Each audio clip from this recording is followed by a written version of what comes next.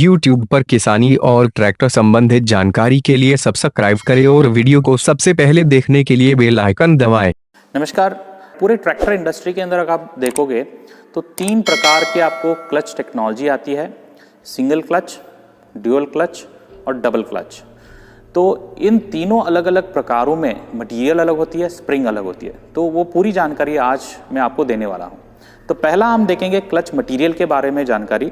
तो ये आप देख सकते हो, इसको बोलते हैं ऑर्गेनिक क्लच मटेरियल। ये गोल आकार में होता है। और ये जो देख रहे हो आप, इसको बोलते हैं सेरामेटेलिक क्लच मटेरियल। ये पंखुड़े जैसा रहता है। कुछ 5 पंखुड़े रहते हैं, कुछ 6 पंखुड़े भी आते हैं अलग अलग से। इन दोनों में ये तो कंस्ट्रक्शन में फ़र्क हो गया। ये जो मटेरियल आप देख रहे हो, ये मटेरियल में भी फ़र्क होता है। ऑर्गेनिक क्लच मटेरियल यूजुअली होता है नॉन एस्बेस्टोस मटेरियल। और अगर आप अच्छी क्वालिटी का मटेरियल वाला लेना चाहोगे तो वो है वैल्यू वाला। ये फ्रांस मेक का आता है। ये नॉन एस्बेस्टोस के साथ इसके अंदर जो धागे आते हैं वो मेटालिक धागे वाले होते हैं, यूजुअली ब्रास के धागे होते हैं। इससे क्या है, लाइफ करीब 40% बढ़ जाता है। तो हमारे फार्म ट्रैक और पावर ट्रैक ट्रैक्टरों में आपको ये वैल्यू ब्रांडेड वाला ही क्लच मटेरियल आता है।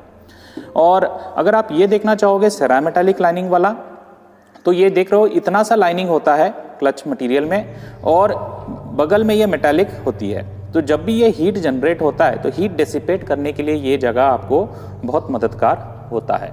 और जब पंखुड़े जैसे होने से इसमें हवा घूमता है, हवा घूमने से पूरा क्लच जो है वो ठंडा चलता है। तो इसलिए आप देखिए, जो बड़े से बड़े ट्रैक्टर होते हैं या 50 HP के ऊपर जो EPI के साथ आते हैं, उनमें हमने पंखुड़े वाला क्लच प्लेट दी हुई है, क्योंकि वो हैवी ड्यूटी कामों के लिए बहुत सक्षम होता है। क्लच असेंबली के अंदर स्प्रिंग भी होता है। स्प्रिंग में भी 2 प्रकार होते हैं। ये जो आप देख रहे हो, इसको बोलते हैं कॉइल स्प्रिंग। तो ये कॉइल स्प्रिंग थोड़ा पुराना टेक्नोलॉजी है। जब आप ये फिंगर दबाते हो तभी जाके स्प्रिंग की एक्शन होती है। तो अगर आप बार बार दबाते हो तो आपके पैर दुखने के चांस ज़्यादा होता है, मेहनत ज़्यादा लगता है इसके अंदर। तो आधुनिक टेक्नोलॉजी के हिसाब से ये नया स्प्रिंग है, इसको हम बोलते हैं डायाफ्राम स्प्रिंग। तो ये गोलाकार में होता है। तो ये छोटी छोटी पत्तियाँ जो दिख रही है, ये पत्तियाँ दबने से ये स्प्रिंग की एक्शन होती है। तो ये ड्यूअल और डबल क्लच में होता है। उसी प्रकार से आप यहाँ देखिए, ये भी सिंगल क्लच के ही डायाफ्राम स्प्रिंग है, पत्तियों जैसे होता है। इसका फ़ायदा ये है कि इसमें बार बार एडजस्ट करने की ज़रूरत नहीं है, ये ऑटो एडजस्ट हो जाते हैं और बहुत ही मुलायमदार होते हैं। आप 50 बार भी पेडल दबाते हो तो आपके पैर दुखेंगे नहीं। अभी हम सिंगल, ड्यूअल, डबल क्लच के टेक्नोलॉजी के बारे में बात करेंगे। पहला देखिए, ये जो आपके सामने दिखा रहा हूँ, ये सिंगल क्लच की असेंबली है और इसके अंदर आप देख सकते हो कॉइल स्प्रिंग टेक्नोलॉजी इस्तेमाल किया गया है।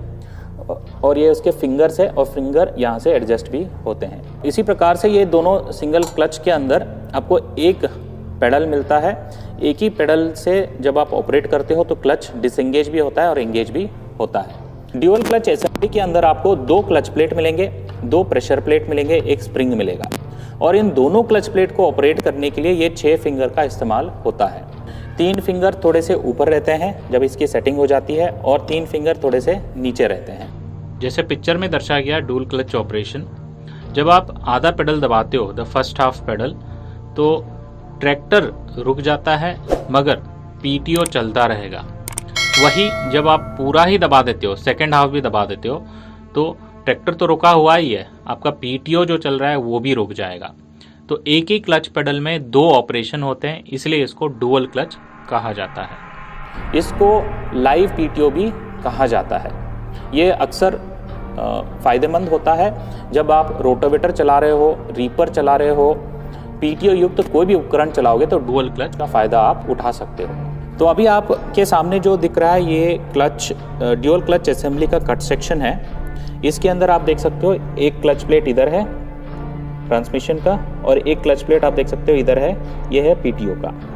और ये डायाफ्राम स्प्रिंग है और इसके अंदर 2 प्रेशर प्लेट है। एक प्रेशर प्लेट है ट्रांसमिशन का, एक प्रेशर प्लेट है आपका PTO का। तो एक ही असेंबली के अंदर ये सारा ही असेंबल्ड है। अभी आपके सामने जो दिखा रहे हैं, इसको बोलते हैं डबल क्लच। इसके अंदर भी आपको 2 क्लच प्लेट मिलेंगे और एक स्प्रिंग मिलेगा और 2 प्रेशर प्लेट उपलब्ध होंगे। जैसे पिक्चर में दर्शाया गया, इसको ऑपरेट करने के लिए आपको एक लीवर और एक पेडल की इस्तेमाल करनी पड़ती है। जब आप पेडल दबाते हो तो ये 3 फिंगर, बाहर वाले फिंगर दबते हैं और ट्रांसमिशन रुक जाती है। और जब आप लीवर का इस्तेमाल करते हो तो ये अंदर के 3 फिंगर दबते हैं और आपका पीटीओ चलना रुक जाता है। तो ये दोनों अलग अलग होने से दोनों ही इंडिपेंडेंट है, तो इसलिए इसका नाम इंडिपेंडेंट क्लच टेक्नोलॉजी बोला जाता है। अगर आप ये कैसे ऑपरेट होता है जानना चाहोगे तो आप देख सकते हो, ये डबल क्लच का बेरिंग है। जब आप ऑपरेट करते हो क्लच पेडल तो ये बाहर वाला बेरिंग ऑपरेट होता है और 3 फिंगर दबते हैं। जब आप पीटीओ लीवर इस्तेमाल करोगे तो ये अंदर वाला बेरिंग ऑपरेट होगा और आपका पीटीओ रुक जाता है। इसका फ़ायदा अगर आप जानना चाहोगे डुअल क्लच के अतिरिक्त, तो हार्वेस्टर जैसे बड़े यंत्र जब चला रहे हो, उपकरण चला रहे हो, तो कई बार ऐसे होता है कि आपको कटर बार को एकदम से रोकना होता है, तो आप बिना ट्रैक्टर रोके डायरेक्टली कटर बार को रोक सकते हो ये आईपीटीओ लीवर को इस्तेमाल करते हुए। ड्यूल और डबल क्लच के अंदर मटेरियल कौन सा आता है, तो 50 HP से छोटा ट्रैक्टरों में अक्सर ये आपको ऑर्गेनिक क्लच मटेरियल आता है। अगर ट्रैक्टर बड़ा है, बड़ा HP वाला है, तो होता क्या है, बड़ा उपकरण लगाओगे, हैवी ड्यूटी काम वाला आपको क्लच मटेरियल चाहिए।